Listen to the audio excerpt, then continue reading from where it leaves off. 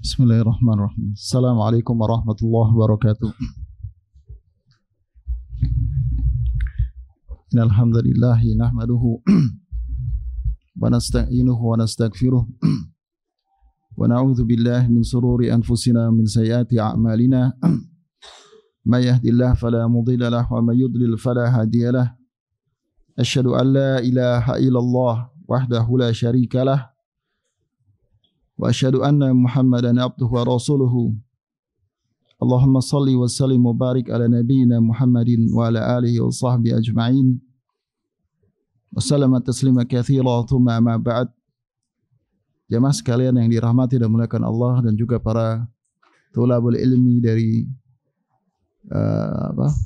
SMPIT Tahfidz atau dari sekolah Al-Ihsan Legenda yang semoga senantiasa dirahmati dan dimuliakan Allah. Alhamdulillah pada kesempatan pagi hari ini kita kembali Allah berikan kemudahan dan kesempatan untuk bisa bersama-sama menunaikan ibadah salat subuh berjamaah, ya, sebuah kesempatan yang sangat berharga jemaah sekalian yang harus kita syukuri, ya. Dan karena besarnya ganjaran yang Allah berikan kepada orang-orang yang menunaikan salat subuh dan salat isya atau salat asar berjamaah. InsyaAllah pada kesempatan hari ini kita kembali melanjutkan dari pembahasan dan pembacaan kitab dari Tazkiyatun Nufus karya dari Dr. Ahmad Farid, ya, hafizahullah, ya. Sebuah karya yang merupakan dari kumpulan tulisan dari tiga ulama, yaitu Al-Imam Ghazali, kemudian juga Ibnu Rajab Al-Hambali, kemudian juga Al-Imam Ibnu Qayyim Al-Jauziyah, ya, rahimahumullahu jami'an. Dan pada kesempatan yang lalu kita telah sama-sama membahas tentang sumumul qalb, ya, perkara-perkara yang menjadi racun bagi hati seorang hamba, ya. Di mana jika seorang hamba terkena dari racun-racun tersebut maka akan menyebabkan hatinya melemah, ya, terkontaminasi sehingga mudah terserang dan terkena penyakit-penyakit hati yang lain. Ya. 4 di antaranya telah kita sebutkan, ya. Sebagian ulama ada yang menambahkan fudulun naum, ya. Fudulul kalam, fudulun nazar, fudul mukhalatah, ya. Kemudian juga fudulul ta'am, ya. Berlebih-lebihan di dalam berbicara, berlebihan dalam memandang, dalam bergaul dengan sama manusia, juga berlebih-lebihan dalam makan, ya, makan dan minum tentunya. Sebagian menambahkan fudulun naum, ya, kebanyakan tidur, ya, kelebihan tidur. Ya, tentunya tidur dibutuhkan oleh jasad, ya. Bahkan bisa menjadikan tidur ini yang tadinya mubah bisa menjadi pahala, ya, jika didasari dengan niat yang benar, ya kan. Tapi kalau kebanyakan tidur juga sebaliknya, ya, bisa membahayakan hati seseorang. Ya, dan mungkin saya tidak akan bahas panjang lebar tentang banyak tidur ini karena sudah cukup kita ketahui, ya. Bagaimana yang dimaksud di sini adalah orang-orang yang banyak tidur sehingga malamnya dihabiskan hanya dengan tidur. Tidak sedikit pun dia sisakan untuk bermunajat kepada Allah, untuk qiyamul lail, tilawatul Quran dan sebagainya. Nah, ini termasuk fudulun naum, ya. Dan kita ketahui bersama bahwa ciri-ciri orang-orang yang bertakwa dan beriman ini dia bangun di malam harinya, ya. Ya, wa kanu minal laili ma yahja'un wa bil ashari hum yastaghfirun. Ya. Bahwa orang-orang yang mendapatkan kebaikan yaitu berupa jannah di surga Allah tabaraka wa taala, maka ketika di dunia dia kanu minal laili ma yahja'un, qalilun minal laili ma yahja'un. Mereka di malam hari dia sedikit untuk tidur itu, ya. Ya kecuali kita kerja siang hari capek sekali, ya, kerja berat, akhirnya tidurnya terlelap, ya. Oleh karena itu kita hindari, ya, perkara-perkara yang ketika kita terjaga ini terlalu melelahkan, ya. Ketika kita sadar, kita bangun, kita bekerja atau melakukan aktivitas tanpa istirahat, akhirnya malamnya bablas. Wabil ashari hum yastaghfirun. Dan ciri-ciri orang-orang bertakwa itu di waktu-waktu sahur mereka banyak memohon ampun kepada Allah Tabaraka wa Ta'ala. Ini salah satu sebab-sebab hidupnya hati seseorang. Ya. Jadi mulai kita latihan untuk misalkan waktu, terutama waktu-waktu sahur sepertiga malam itu kita bangun. Nah kemudian beliau Dr. Ahmad Farid menyebutkan bab selanjutnya itu tentang asbabu hayatil qalbi wa aghdhiyatul nafi'ah. Asbabu hayatil qalbi, sebab-sebab yang bisa menghidupkan hati. Wa aghdhiyatuhu an-nafi'ah, dan juga nutrisi, ya. Makanan-makanan hati yang bermanfaat, makanan hati yang bermanfaat. Jadi hati harus hidup, ya, seperti juga jasad kita harus hidup. Dua-duanya adalah kewajiban seorang menjaga kehidupan jasad dan juga menjaga kehidupan hati. Kan tapi sebagian manusia dia tidak terlalu peduli dengan kesehatan hatinya, tapi dia sibuk dengan kesehatan jasadnya, ya. Minum inilah, minum itu, gitu ya. Herbal ini, herbal itu, ya. Semuanya untuk kesehatan jasad. Ya, tentu kita bagus diperintahkan untuk menjaga kesehatan badan. Tapi menjaga kesehatan hati ini jauh lebih penting, sangat jauh lebih penting daripada sekedar menjaga kesehatan badan. Dan repotnya kita kurang berikan perhatian yang cukup kepada kesehatan hati kita. Bahkan kita selalu menganggap hati kita baik-baik saja, karena kita tidak tahu hati yang sakit itu kayak apa, ya. Dan repotnya juga orang yang sakit hati, ya, punya penyakit hati, dia kesulitan mengetahui bahwa hatinya itu sedang sakit, ya. Nah, bahkan itu ciri-ciri, ya, bahwa hati sakit seperti yang sudah kita sebutkan sebelumnya. Ngerasanya hatinya sehat terus. Itu tanda-tanda bahwa hatinya sakit, ya. Sebaliknya, ya, kalau seorang merasa hatinya sakit, hatinya kekurangan, dosa saya banyak, itu merupakan ciri-ciri bahwa justru hatinya baik, ya. Hatinya bagus. Nah, begitu nafi'ah, dan juga nutrisi-nutrisi yang bermanfaat. Karena kalau dia ingin hidup, maka dia harus dikasih asupan yang bisa memberikan manfaat, yang maksudnya menjadikan hati dia sehat, hidup. Ya, kalau asupannya sakit, maka hatinya pun sakit. Nah, jadi tergantung asupan kita apa. Tiap hari kasih asupan yang menyakitkan, ya dia sakit. Ya. Kemarin sudah disebutkan kalau sakitnya makin parah, dia akhirnya mati seperti tumbuhan yang kemudian layu. Nah, kita harus tahu asupan mana yang bermanfaat buat hati. Maka tidak heran jika seorang ini susah, ya, melakukan ketaatan pada Allah, susah diajak kebaikan, itu karena dia kasih asupan nutrisi hatinya, nutrisi-nutrisi yang menyakitkan, racun-racun tuh masuk semua, nggak pernah dia hindari. Ya, sudah disebutkan sebelumnya, ya, racun-racun yang 4 itu. Maka untuk bisa menjaga hati, salah satunya ya menghilangkan racun tersebut. Jangan banyak berbicara yang tidak bermanfaat, ya. Jangan banyak memandang yang tidak bermanfaat. Semuanya ini asalnya halal, tapi bisa menjadi racun kalau dilakukan berlebih-lebihan. Jangan banyak makan, ya. Cukup hanya untuk mengenyangkan atau menegakkan tulang punggung, ya. Karena rasa lapar itu hanya sekedar nutrisi hormon, ya, hormon atau kebiasaan. Jadi tubuh kita ini memang sudah dibiasakan seperti itu, akhirnya dia memberikan sinyal lapar. Ya, ngelihat makanan enak langsung lapar perutnya, padahal baru makan, gitu kan. Nah, ini tidak semuanya rasa lapar itu harus diikuti, ya. Kemudian juga hindari bergaul dengan manusia, dengan segala jenis manusia. Tapi hendaklah kita bedakan siapa yang harus dijadikan teman dekat. Ya. Hal-hal seperti ini Kalau kita jaga, maka menyebabkan hati kita akan membaik dan membaik. Nah.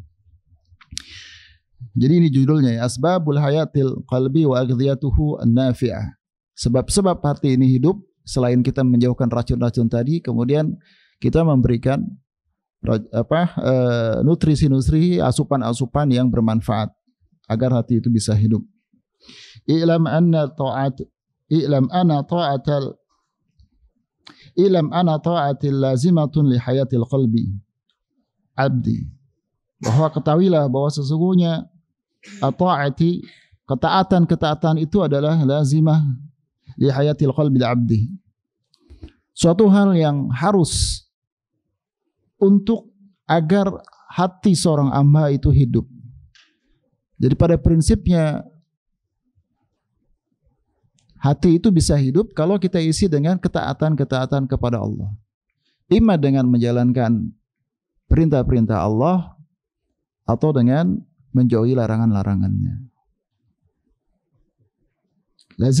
Luzumi ta'ami wa syarabi li hayatil jasad. Seperti juga keharusan seseorang itu makan dan minum agar tubuhnya bisa hidup, ya.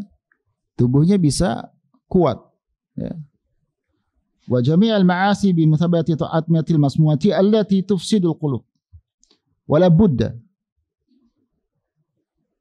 Dan begitu juga seluruh maksiat-maksiat, ya, yang jika kita posisikan sebagai makanan-makanan yang beracun, asupan-asupan yang beracun, maka begitu juga seluruh maksiat-maksiat, lawan ketaatan, maksiat yang akan merusak hati seseorang.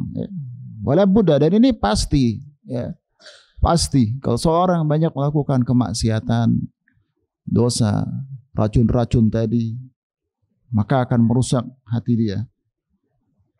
Wal abdu muhtajun ila ibadati rabbih azza wa jalla. Dan seorang hamba itu muhtajun ila ibadati rabbih. Dia membutuhkan ibadah kepada Allah tabaraka wa taala. Karena secara fitrah ini kita diciptakan untuk menyembah Allah tabaraka wa taala. Wa ma khalaqtul jinna wal insa illa liya'budun. Ma uridu minkum min rizqin wa ma uridu an yut'imun. Ya, kata Allah tabaraka wa taala bahwa tidaklah kita diciptakan kecuali untuk beribadah kepada Allah tabaraka wa taala. Jadi kita sudah disetting untuk menjadi hamba yang beribadah kepada Allah, baik secara zahir maupun secara batin sebenarnya. Secara terpaksa atau tidak terpaksa. Tidak ada yang ada di seluruh jagat raya ini, makhluk yang ada di dalamnya, ini semuanya bisa terbebas dari perbudakan, penghambaan kepada Allah. Ya. Buktinya apa? Buktinya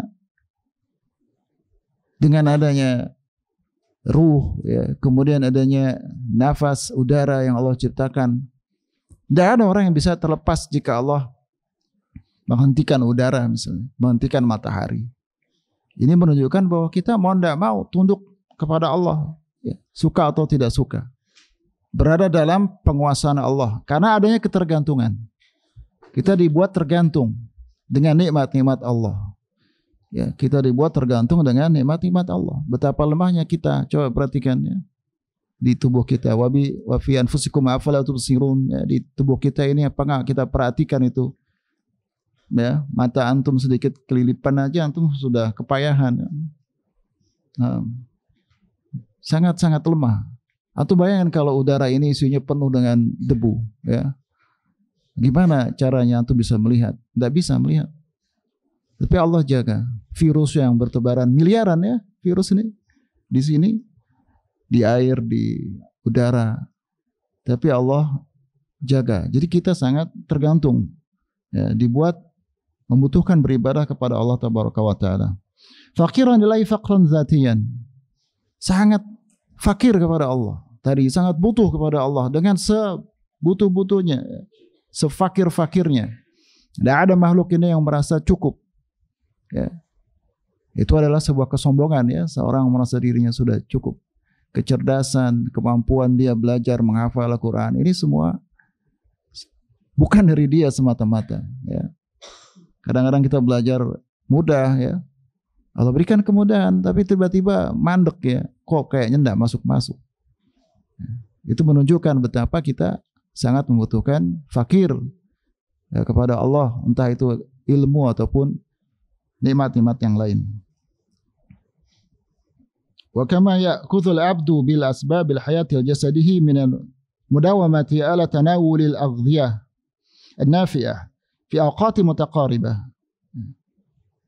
Begitu juga seorang hamba ya, dia juga harus mengambil jalan-jalan sebab agar badannya itu bisa hidup ya, secara terus-menerus ya, supaya badannya itu bisa langgeng ya, hidup ya, terus-menerus, tidak bisa berhenti. Ala tanawul aghdhiyati nafi'ah. Bagaimana caranya?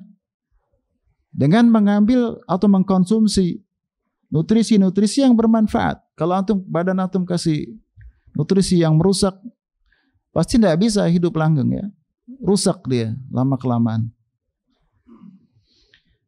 Fi awqati mutaqaribah, dalam waktu-waktu yang berdekatan ya, makan 3 kali ya minimal. Antum sehari 2 hari tidak makan minum sudah mulai payah ya, badannya melemah. Tidak minum juga sama melemah. Begitu juga menghidupkan hati. Perlu nutrisi-nutrisi biar hati itu bisa hidupnya langgeng, panjang, dan secara kontinu. Waktunya tidak bisa terlalu lama, ya. Waktunya berdekatan.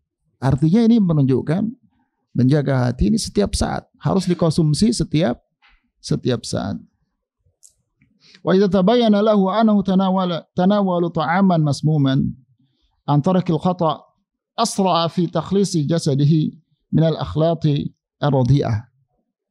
Ya, apabila telah jelas bagi dia bahwa dia mengkonsumsi sebuah makanan beracun, an tariqil khata', dari cara yang keliru, yang salah, maka asra'a fi takhlisil jasadihi min al-akhlaqi ar-radhi'ah, maka dia akan segera cepat-cepat membersihkan tubuhnya dari terkontaminasi dengan hal-hal yang bisa merusak. Begitu juga hati ya.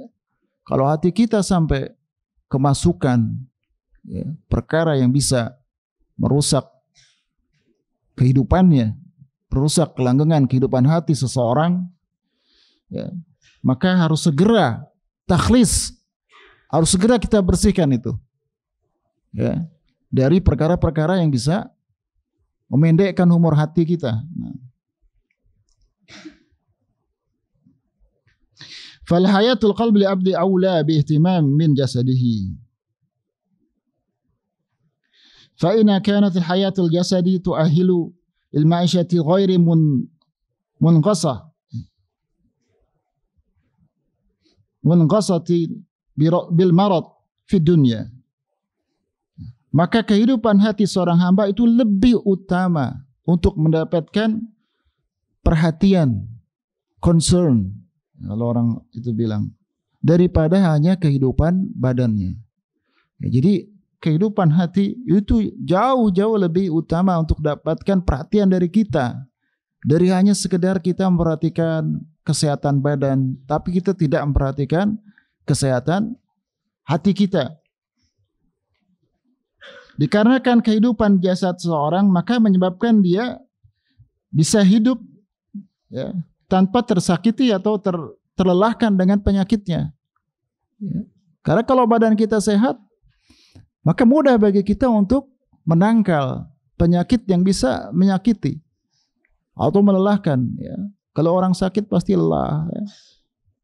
Kalau antibodinya ya, imunnya tinggi, maka mudah bagi dia menangkal virus atau zat-zat yang berbahaya dalam tubuhnya. Fayatul qalbi tu'ailu li hayati thayyibati fid dunya wa sa'adati ghairi mahdudatin fil akhirah. Maka kehidupan hati akan menjadikan pemiliknya mendapatkan kehidupan yang thayyibah, kehidupan yang baik ya. Di dunia ya, di dunia dan juga kebahagiaan yang ghairu mahdudah, kebahagiaan yang tidak terbatas di akhirat kelak.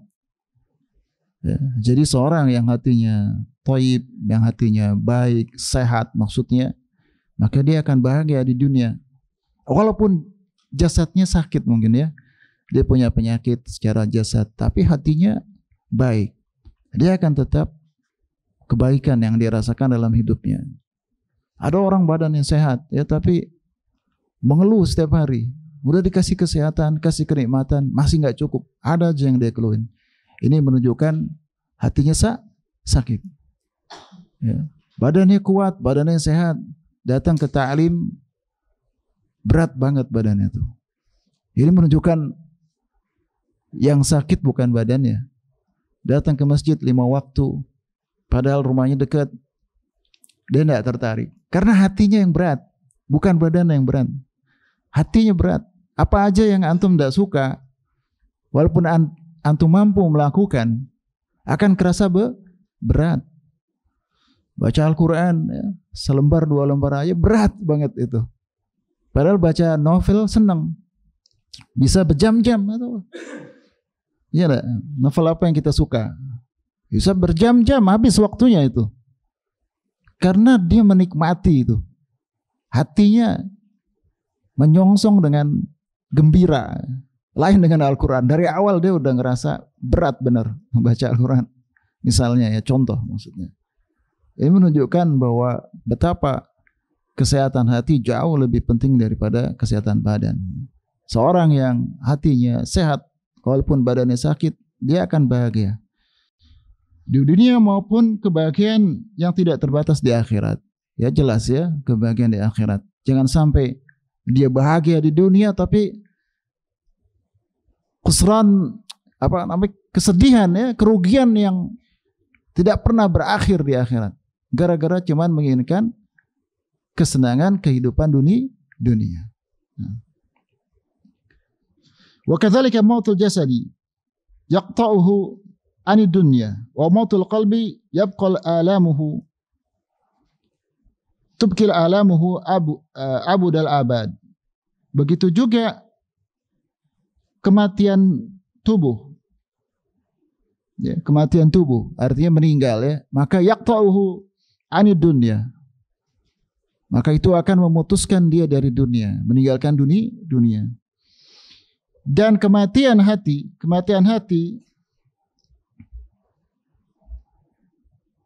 akan menyebabkan kekalnya rasa sakit ya selama-lamanya. Kalau hati yang mati akan kekal tuh rasa sakit dia sampai enggak hanya ketika berpisah di dunia, sampai di akhirat juga. Ya. Al-alamnya akan terus ya. Yaitu berupa siksaan dari Allah Tabaraka wa Ta'ala. Nah. Dan perlu juga Anda ingatkan sekali lagi bahwa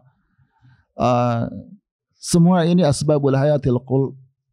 Begitu juga menghilangkan atau menangkal racun-racun hati itu akan sulit terjadi jika memang kita dari awal secara akidah ini sudah rusak.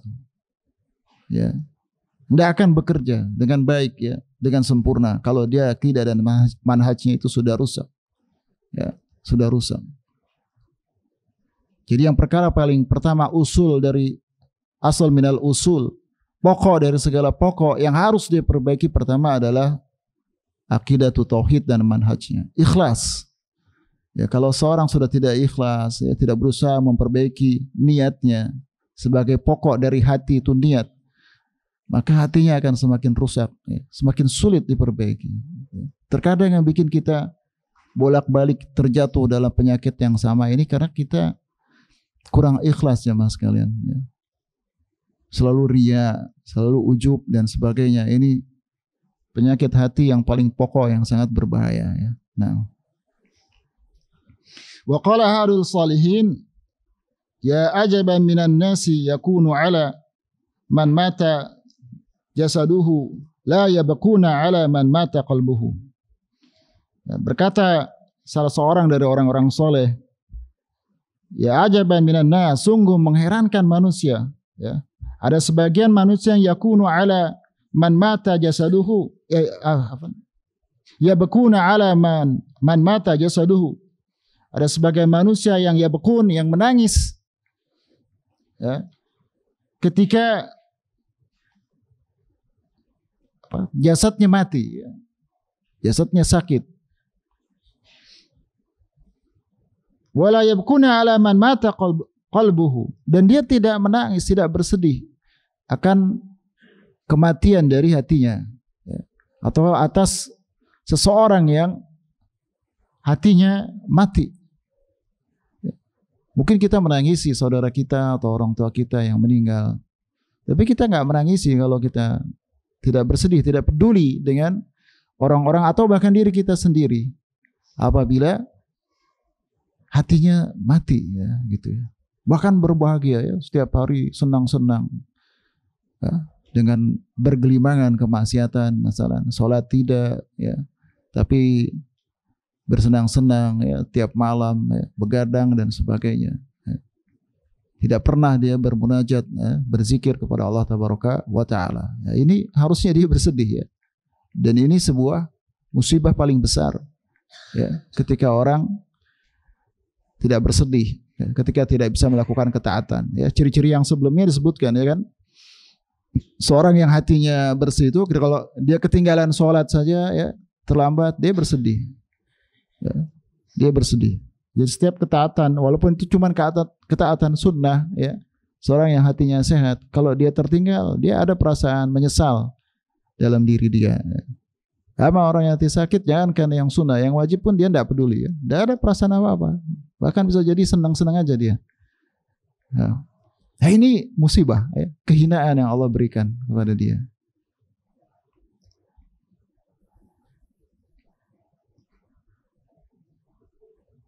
فإذا الطاعة كلها لازمة للحياة القلب ونأخذ هذه بذكر لضرورتها للقلب العبد وشدة الحاجة إليها. ذكر الله عز وجل وتلاوة القرآن، ذكر الله عز وجل وتلاوة القرآن والاستغفار ودعاء وصلاة على النبي صلى الله عليه وسلم وقيام الليل. Kemudian beliau mengatakan, oleh karena itu at-ta'atu kulluha lazimah, bahwa ketaatan itu semuanya adalah sebagai sebuah keharusan agar hati seseorang itu bisa hidup. Ketaatan itu suatu hal yang harus diberikan kepada hati, dimasukkan ke dalam hati agar dia terus bisa hidup dan hidup. Ya, kalau ketaatan itu kita potong akan mengurangi, ya, kehidupan hati. Semakin banyak ketaatan, ya, baik yang wajib, tentu juga yang sunnah, itu hati semakin hidup. Ya. Wa naqusu hadhihi bidzikr, dan akan kami khususkan pada pembahasan kali ini, kata beliau, dengan menyebutkan hanya sebagian saja, dan ini yang paling penting, yaitu dengan zikir, ya, kemudian ya, zikrullah, kemudian tilawatul Quran, ya, membaca Al-Quran, kemudian istighfar, kemudian berdoa, kemudian bersalawat kepada Nabi, dan qiyamul lail. Ya. Jadi beliau akan mengkhususkan, menyebutkan beberapa, dikarenakan dia adalah lidaruratiha di qalbil abdi wa syiddati hajatu ilaiha, dikarenakan darurat bagi hati seorang hamba dan begitu mendesaknya, begitu sangat hati itu membutuhkan kepadanya, yaitu berzikir, tilawatul Quran, istighfar, berdoa, kemudian selawat kepada Nabi, kemudian qiyamul lail. Nah, ini nutrisi hati yang paling dibutuhkan oleh hati. Tentunya semua ketaatan itu lazimah tadi, ya, harus, ya, agar hati kita agar hati kita tetap hidup. Akan tapi ada beberapa yang menurut beliau ini yang paling penting dan darurat. Ya, beliau menyebutkan yang pertama tadi zikir kepada Allah, kemudian tilawatul Quran, kemudian juga istighfar, kemudian juga doa, kemudian salawat kepada Nabi, kemudian qiyamul lail. Qiyamul lail. Nah, ini rutinkan ikhwan sekalian yang dirahmati dan dimuliakan Allah. Naam. Ya kalau kita lihat tidak semuanya wajib ya, tidak semuanya yang merupakan perkara yang harus wajib. Ya. Sunnah muakkadah ya, zikir ini sunnah muakkadah kecuali salat wajib. Asal salat zikir. Tilawatul Quran juga ya, kecuali bacaan-bacaan yang kita lakukan pada salat ya, Al-Fatihah itu.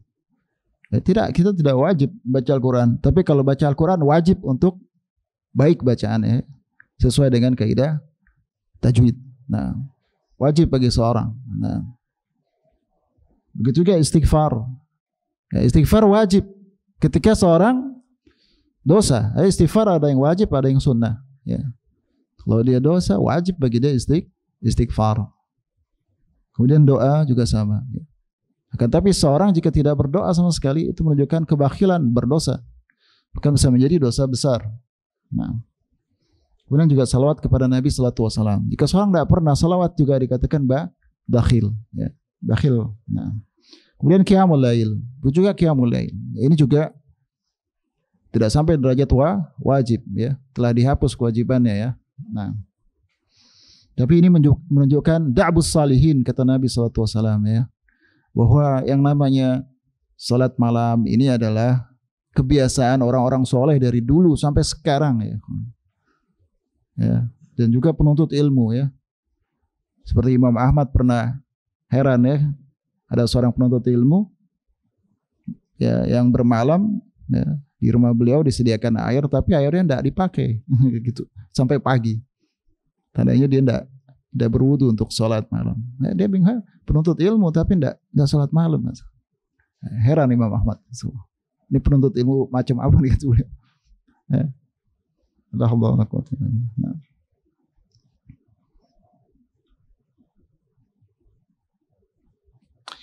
Kemudian beliau masuk kepada pembahasan selanjutnya itu tentang zikrullah wa tilawatul Quran. وضرة لذكر القلب كما قال شيخ الإسلام ابن تيمية قدس الله وجهه الذكر للقلب كالماء للسمك kata Ibnu Taimiyah الذكر للقلب كالماء للسمك berzikir untuk hati seperti air untuk ikan ya. فكيف يكون حال السمك كيف يكون حال السمك إذا أخرج من الماء bagaimana kira-kira keadaan samak ikan kalau dia dikeluarkan dari air atau ukhrija minal ma kalau dia dikeluarkan dari air bagaimana keadaannya pasti mati nggak tahan lama dia. Begitu juga zikir sampai Ibnu Taimiyah mengatakan zikir lil qalbi ka ma lis samak. Zikir untuk hati bagaikan air bagi ikan. Ikan kalau dia dikeluarkan ukhrija minal ma bagaimana keadaannya pasti mati. Hati juga tidak dikasih zikir pasti mati itu hati itu. Nah, ya, zikir maknanya luas ya jamaah sekalian yang dirahmati mulakan Allah. Nah, ya, zikir ada ya, zikir dengan menyebutkan asmaul husna wa sifatihi. Ya, menyebut zikir itu bisa dengan menyebutkan nama-nama Allah dan juga sifat-sifatnya ya. Ya Rahman, Ya Rahim ya. Ya Muqallibal Qulub. Kemudian kita menyebutkan hajat kita misalkan.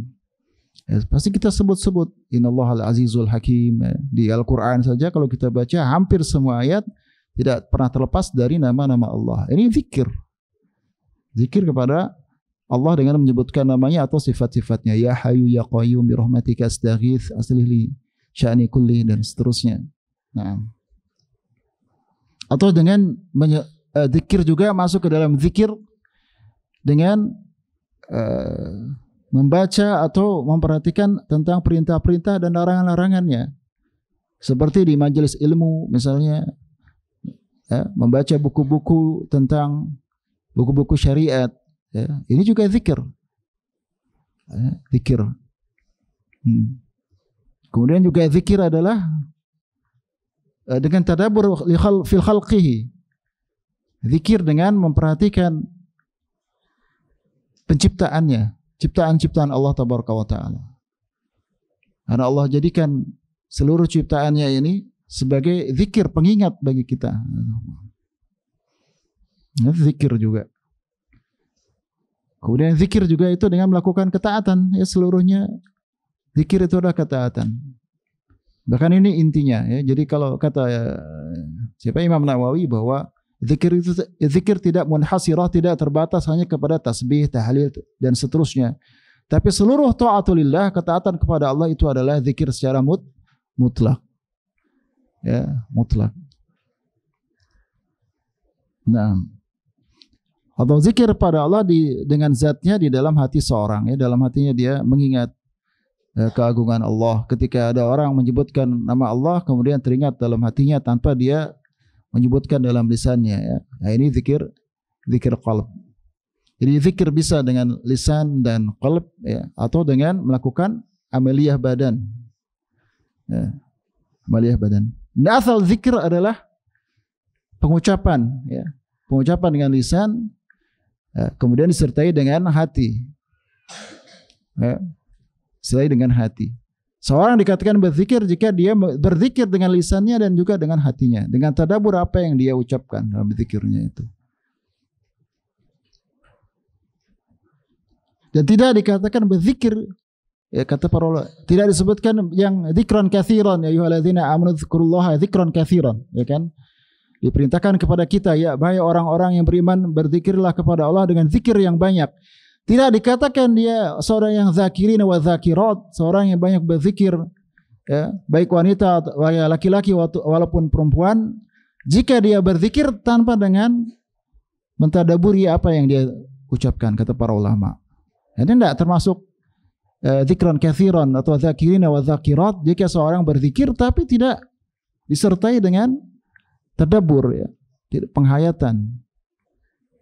Nah, oleh karena itu penting ya mas sekalian dirahmati dan dimuliakan Allah, ketika kita berzikir waktu sholat, zikir waktu subuh atau kalimat-kalimat thayyibah yang lain, kita harus memaknai apa yang kita ucapkan zikir-zikir tersebut, ya.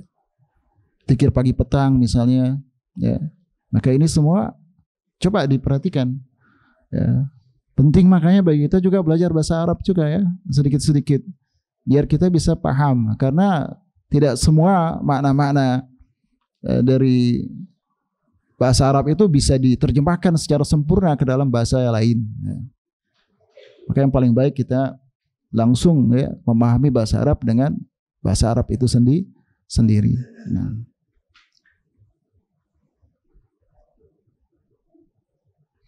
Waqad dzakara al-Imam Syamsuddin Ibn al-Qayyim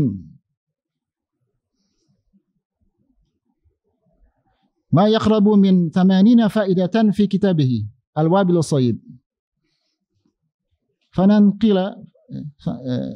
Fananqilu ba'daha biiznillah ta'ala. Jadi beliau juga menyebutkan, dan Al-Imam Syamsuddin Ibn Qayyim telah menyebutkan beberapa faidah zikir yang mendekati hampir sekitar 80-an faidah fi kitabi, dalam kitabnya Al-Wabil As-Sayyib. Nah, nanti kita akan nukilkan sebagiannya, kata biiznillah ta'ala. Jadi Ibn Qayyim rahimahullah ta'ala rahmatan wasi'ah telah menyebutkan kurang lebih, ya, mendekati sekitar 80-an faidah dari berzikir dalam kitabnya Wabil As-Sayyib. Nah, ini yang akan dinukilkan sebagian. Luar biasa jemaah sekalian dirahmati dan dimuliakan Allah, ya, berzikir ini. Dan kita sudah sebutkan tadi, ya, zikir ini semuanya, semua ketaatan, salat ini zikir, kemudian atau melakukan ibadah yang lain itu pasti ada zikir di dalamnya. Bentuk dari mengingat Allah tabaraka wa taala. Wa ana dzikru qutul qulubi war ruhu. Nah, ini yang pertama nih. Bahwa sesungguhnya zikir adalah makanan pokok dari hati dan juga jiwa, ruh dan juga ruh. Jadi zikir ini makanan pokok dia. Kut ini makanan pokok. Kayak kita makan nasi. Ya, seperti kita makan nasi. Ya. Ya, kalau makin banyak makan kan makin kuat ya, misalnya gitu ya. Lezat ya, gitu. Kama kata ya siapa? Hasan Al-Basri juga mengatakan ya bahwa innal halawata fi thalathati asya, bahwa halawata, kelezatan ya, manisnya itu ada pada 3 perkara. Ya, zikrullah, tilawatul Quran, ya, berzikir kepada Allah, tilawah kepada Al-Quran, dan juga salat, ya, salat 5 waktu dan salat lail. Ya. Fa'il wajatum wa illa, dan apabila kalian dapatkan maka akan mendapatkan kenikmatan tersebut. Tapi kalau tidak, maka fa'lamu annal qalb annal qalbu fil annal babul muglaq. Maka ketahuilah kalau engkau tidak mendapatkan halawah, kenikmatan ketika membaca Al-Quran, ketika sholat, ketika zikir, maka ketahuilah bahwa pintu hati Anda sudah tertutup. Ya. Nah, mungkin banyak sebabnya. Terlalu banyaknya penyakit dalam jiwa kita sehingga akhirnya benar-benar tertutup. Kesulitan merasakan kenikmatan ketika berzikir, sholat, dan sebagainya. Nah, dan ini terjadi ikhwan jemaah sekalian rahmati muliakan Allah. Kalau kita merasakan baca Al-Quran, padahal kata Utsman bin Affan kan, idza tahurat qalbu la yashba min kitabillah, ya. Lam yashba min kitabillah. Jika hati itu bersih, jika hati itu tahurat, bersih, maka tidak akan pernah merasa puas dengan Al-Quran, dengan kitab Allah. Nah, ini kaidah penting ya.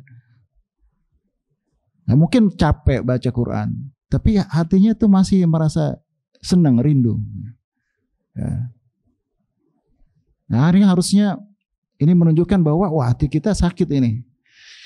Bagaimana pengobatannya? Ya terus. Ini menunjukkan kadar sakitnya makin tinggi, maka harus terus makin diperbanyak itu nutrisinya. Terasanya berat, tapi lama-lama nanti jadi halawah, jadi kenikmatan.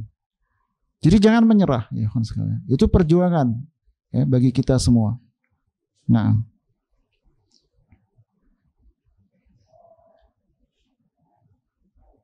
fa idza faqadahu al-abdu sara bimanzilatil jism. Idza hila bainahu wa baina qutihi, ya. Maka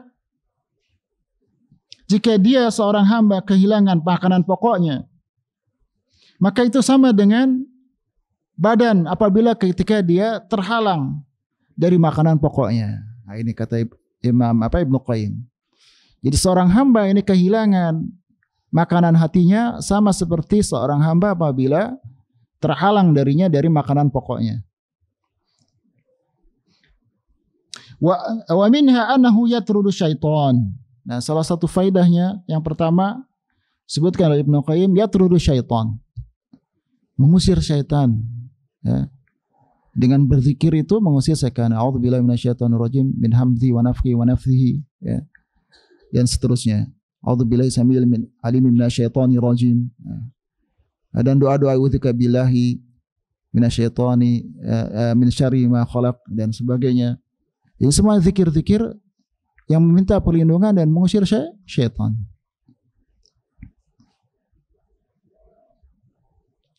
Wa yarda rahmanu azza wa jalla, dan juga mendatangkan rahmat keridhaan Allah azza wa jalla. Mendatangkan kecintaan kepada Allah, ya. Seperti 2 kalimat yang Allah khafifatu fil lisan akan tapi thaqilatu fi rahman wa habba indar rahman subhanallah wa bihamdihi, ya. Dan sepertinya 2 kalimat yang ringan di lisan tapi berat timbangannya dan sangat dicintai oleh Allah tabaraka wa taala, ya. Bertasbih, ya, dan memuji Allah tabaraka wa taala. Jadi ini semua mendatangkan kecintaan dan keridhaan Allah tabaraka wa taala. Nah, seperti dikatakan sebagian ulama, jika seseorang ahabba syai'an kathura dzikruhu. Jika seorang mencintai sesuatu maka kathura dzikruhu. Maka akan banyak menyebut-nyebutnya. Ya enggak? Kalau kita suka sesuatu, kita sering sebut-sebut tuh apa yang kita sukai. Kita mencintai Allah Azza wa Jalla, maka kita akan sering berzikir, menyebut-nyebut Allah Tabaraka wa Ta'ala.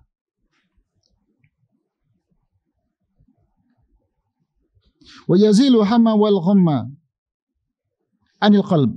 Berzikir juga akan menghilangkan kepedihan, ya, kesedihan, dan juga keberatan dalam hati kita. Al-gham, ham wal gham, ya.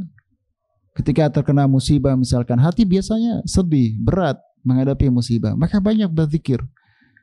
Ya, baik zikir-zikir yang mutlak ataupun zikir-zikir yang muqayyad, ya.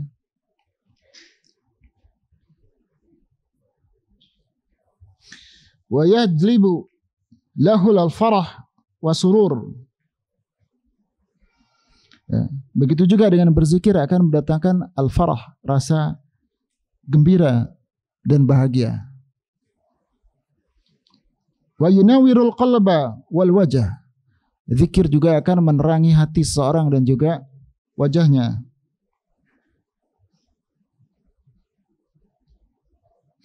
Wa yaqsu dzakir al muhabat wal halawat wal nadrah. Ya, begitu juga seorang yang berzikir, maka dia akan dikelilingi dengan keagungan dan kemanisan dan juga nadrah, ya, keindahan pada wajahnya, ya, nadrah. Wa yuwarithuhu mahabbatullah. Wa yuwarithuhu mahabbatullah azza wa jalla. Berzikir juga akan mewariskan kepadanya kecintaan. Ya, zikir akan mendatangkan kecintaan pada Allah Tabaraka wa Ta'ala. Wa taqwahu, ya, juga menambah takwa dengan berzikir. Wal inabah taubah ilahi. Wa kadzalika yuwarithul abda dzikrullah azza wa jalla kama qala ta'ala fadhkuruni adzkurkum. Begitu juga dengan berzikir, ya, maka akan Allah berikan kepadanya seperti yang sesuai dengan firman Allah Tabaraka wa Ta'ala, fadhkuruni adzkurkum waskururi wala takfurun. Ya, lanjutan seperti itu. Surat Al-Baqarah, ya. Wadhkuruni adzkurkum waskururi wala takfurun. Fadhkuruni artinya berzikirlah, ingatlah aku. Adzkurkum, maka saya akan ingat padamu, saya akan menyebut-nyebut kamu. Ya, kata para ulama, fadhkuruni, ya, berzikir kepadaku artinya dengan melakukan ketaatan. Ya. Seperti Ibnu Abbas mengatakan fadhkuruni artinya adalah melakukan ketaatan. Adzkurkum, maka saya akan mengingat engkau. Ya, mengingat engkau maksudnya adalah dengan maghfirah wa thawab. Maka saya akan berikan kepadamu ampunan dan juga pahala.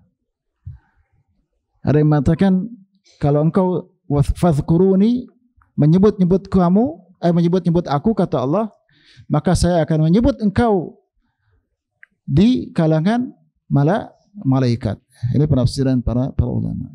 Dan ini tidak bertentangan. Artinya Allah akan sebut juga kita ketika kita menyebut Allah, Allah akan sebut kita juga. Nah, subhanallah. Kalau nama antum disebut Allah, gimana kira-kira tuh? Allah nyebut nama antum disebut namanya sama Pak Jokowi aja udah senang, ya. Kalau Allah yang sebut nama antum, kayak apa rasanya itu? Dan di hadapan malaikat masalah. Di hadapan malaikat, enggak cuma di hadapan manusia biasa. Itu mah kecil, ya.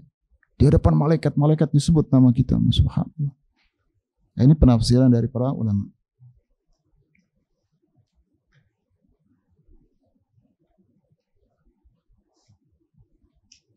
Walau lam yakun fil dzikr illa hadhihi wahdahu lakafa biha fadlan wa syarfan. Wa yuwarithul qalba minal ghaflah wa yahutul khataya. Nah, ini jadi beliau mengatakan walau lam yakun fi dzikr illa hadhil wahda. Kalau anda mendapatkan apa-apa dari zikir kecuali ini aja satu, ya, Allah sebut kita. Lakafa biha fadlan wa syarfan. Ini sudah lebih dari cukup dari seluruh keutamaan dan kemuliaan. Ya, jadi Allah sebut kita itu, ya, atau Allah ingat-ingat kita, atau Allah ampuni kita dan memberikan pahala karena kita mengingat dan menyebut Allah. Dan Allah juga sebut di kalangan para malaikat, maka itu tentu sudah cukup, ini saja sudah cukup kata Ibnu Qayyim. Ya, dan ini adalah melebihi semuanya dari keutamaan dan kemuliaan. Wa yu'arisul qalba min al-ghaflah wa yahuttul khataya. Dan juga zikir ini menjadikan hati ini tidak lalai. Tidak lalai. Wa yahuttu khataya, dan juga zikir adalah penghapus kesalahan dan dosa. Baik. Nah, ini beberapa yang mungkin bisa saya sampaikan kesempatan pagi hari ini. Jika ada yang ingin bertanya, tafadhal silahkan. Nah.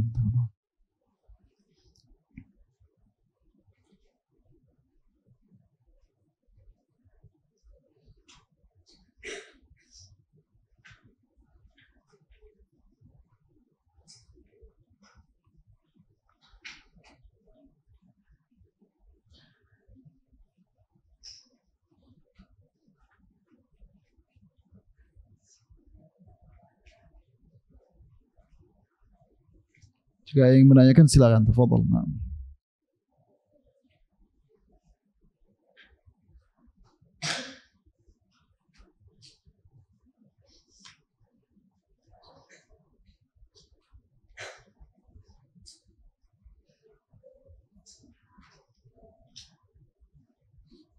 Nah, jadi tadi Ibnu Qayyim menyebutkan beberapa keutamaan zikir, ya, yatrudu syaitan, mengusir syaitan, kemudian juga menjadikan ketenangan, kebahagiaan, ya, kemudian juga memberikan menghilangkan kesedihan dan juga kemuraman dalam hati seseorang, ya, menerangkan hatinya dan juga wajahnya, kemudian menghilangkan dia dari ghaflah, kelalaian dan kemalasan, ya. Dan juga yang paling penting kata beliau, menyebabkan kita juga, Allah juga ingat kita. Dan zikir, maka di situ Allah sebutkan fadhkuruni wazkurkum washkuruli wala takfurun. Jika kita berzikir kepada Allah, kemudian lanjutkan dengan bersyukur kepada Allah dan jangan wala takfurun. Nah, jadi kalau kita berzikir, maka Allah pun akan ingat. Jadi karena lawannya zikir ini lupa. Lawannya zikir adalah lupa. Kalau kita ingat, Allah pun akan ingat. Kita lupa, Allah pun akan melupakan kita. Artinya membiarkan kita begitu saja. Ya, melupakan ini bukan Allah lupa. Allah tidak punya sifat lupa. Tapi melupakan, membiarkan, meninggalkan kita begitu saja. Nah, dan zikir ini adalah ra'sul syukur. Makanya Allah gandengkan dengan washkururi wala takfurun. Maka bersyukurlah kepadaku, janganlah engkau kufur padaku. Ya, zikir adalah ra'sul, modal pokok dari bersyukur. Semakin banyak orang berzikir, dia semakin banyak dia bersyukur. Makin kurang dia berzikir pada Allah, maka makin sedikit dia, makin kurang juga bersyukur kepada Allah Azza wa Jalla. Nah.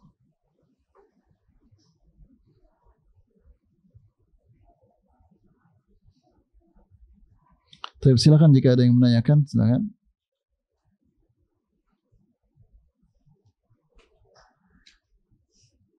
Kapan seorang hamba dikatakan ayyuhalladzina amanu dzkurullaha dzikran katsiran, ya, wahai orang beriman, berzikirlah kepada Allah dengan zikir yang banyak. Adzakirina wadzakirat a'adallahu lahum, dan seterusnya Allah sebutkan tuh. Orang dikatakan dzakirina wadzakirat, orang-orang yang banyak berzikir. Nah, kapan dikatakan banyak berzikir? Nah, dikelompokkan orang-orang yang banyak berzikir. Yaitu apabila seseorang dia berzikir kepada Allah, ya. Nah, baik ketika di pagi dan petang, ya. Kita diperintahkan juga berzikir pagi dan petang. Kemudian juga berzikir setiap adbaru salat, setiap selesai salat. Kemudian juga berzikir di setiap keadaan, ya, di mana misalkan melihat bangun tidur, ketika bangun tidur atau dia hendak tidur atau dia bangun tidur. Jadi setelah sholat di pagi dan petang, kemudian bangun dan hendak tidur dan bangun tidur, ya, atau ketika dia pergi dan kembali dari rumahnya, kata Ibnu Abbas nih. Kemudian juga di beberapa ahwal, di beberapa keadaan. Ini juga termasuk yang dikatakan Allah, berzikir kepada Allah dalam keadaan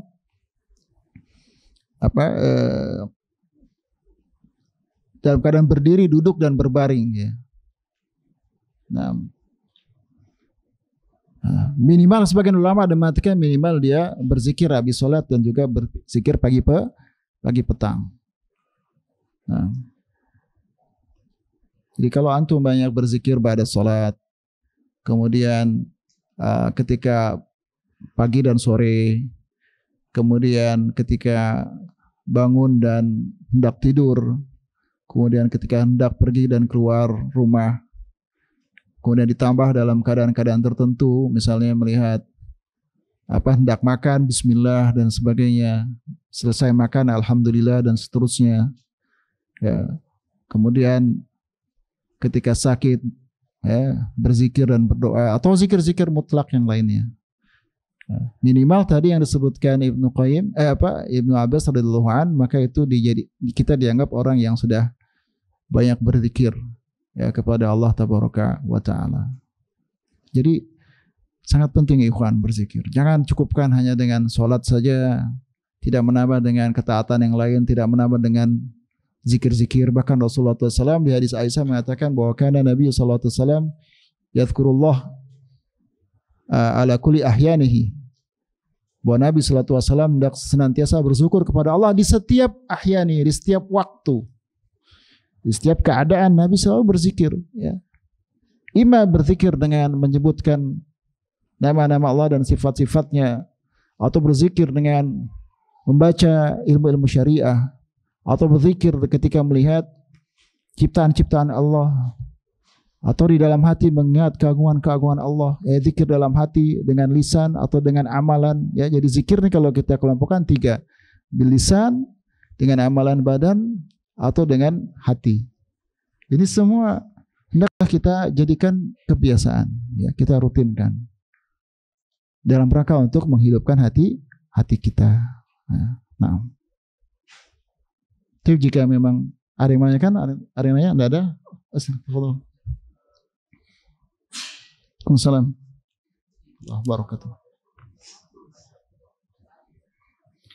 Nah, ada beberapa riwayat ya, ada yang menyebutkan 33, ada yang menyebutkan 25 ya. Kemudian ada yang menyebutkan 10. Ya, ada beberapa riwayat, di riwayat Bukhari dan Muslim itu disebutkan. Semuanya sah. Nah, semuanya sah. Nah, ini zikir muqayyad ya. Zikir muqayyad berarti ditentukan jumlahnya. Kalau saya sebutkan nggak harus segitu, sejumlah berapa, ya berarti maksudnya zikir mutlak. Ya, zikir mutlak. Salah enggak salah, enggak berdosa karena masuk ke zikir mutlak. Ya. Kecuali kita menetapkan jumlah angka yang tidak ada mazkur ya, tidak disebutkan dalilnya. Nah, itu yang jadi masalah. Jadi jangan semuanya kalau tidak sesuai kita hukumi dengan sebuah kebid'ahan. Ini enggak benar. Karena kebid'ahan itu dia mengkhususkan. Sifatnya mengkhususkan. Jadi hal-hal yang umum dia khususkan. Ini jadi masalah. Nah, suatu hal yang sebenarnya tidak terikat kita ikat ya gitu ya. Yang tadinya umum kita umumkan, kita khususkan. Nah, ini jadi masalah. Suatu hal yang tidak ada keutamaannya umum kita jadikan keutamaan khusus. Ya, puasa misalnya, ya umum keutamaannya. Kemudian kita tentukan, kalau setiap kelahiran saya mau puasa. Kan Nabi juga katanya gitu. Jadi kalau saya tiap tahun ini tanggal kelahiran saya puasa. Ini mengkhususkan suatu hal yang umum. Puasanya tidak ada masalah. Tapi yang jadi masalah ketika kita mengkhususkan, mengikat yang umum jadi khusus. Perlu dalil khusus. Dalil umumnya ada, dalil khususnya tidak ada. Nah gitu. Ya, ini kaidah-kaidah dalam tabdi'. Ada lagi ya kalian?